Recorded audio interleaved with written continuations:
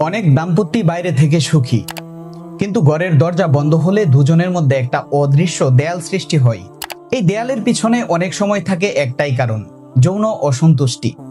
আর এটা নিয়ে কেউ কথা বলে না। বাট চলেন আমরা বিস্তারিত জানার চেষ্টা করি। বাংলাদেশ সহ দক্ষিণ এশিয়ার দেশগুলোতে বিবাহিত দাম্পত্যের একটা বড় অংশ যৌন সমস্যায় ভোগে, কিন্তু লজ্জায়, ভয়ে বা অজ্ঞতায় চুপ থাকে। এই চুপ থাকাটা ধীরে ধীরে সংসার ভাঙার কারণ হয়। তিনটা চক্র আছে যেটা সম্পর্ক ভাঙে। প্রথমত, ব্যর্থতার চক্র। স্বামীর বারবার অকাল বীর্যপাত বা ইরেকশনের সমস্যা হলে তিনি নিজেকে অযোগ্য মনে করতে শুরু করে।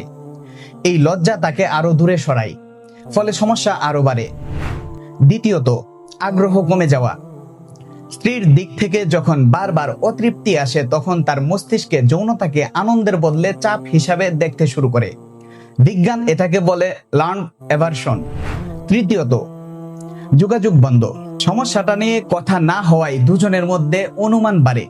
ও হয়তো আমাকে ভালোবাসে না, হয়তো আমার মধ্যে কোনো সমস্যা আছে। এই ভুল ধারণা সম্পর্ক ভিতর থেকে ফাঁকা করে দেয়। সমাধান সম্ভব, সঠিক সময় সঠিক পদক্ষেপ নিলে। 1. লজ্জা না করে চিকিৎসকের কাছে যান।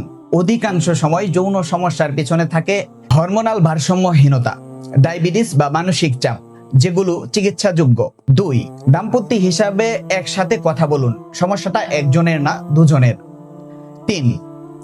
শারীরিক সম্পর্কের বাইরেও আবেগিক ঘনিষ্ঠতা তৈরি করুন। স্পর্শ, কথা, সময় এগুলো যৌন স্বাস্থ্যের ভিত্তি।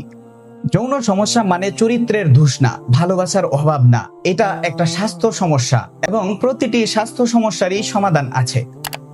আমি ডাক্তার মোহাম্মদ জুবায়ের আহমেদ। এই বিষয়ে কোনো প্রশ্ন থাকলে নির্দ্বিধায় কমেন্ট করুন। বিচার না করে উত্তর দেওয়ার চেষ্টা করব। ভালো থাকুন, সুস্থ থাকুন।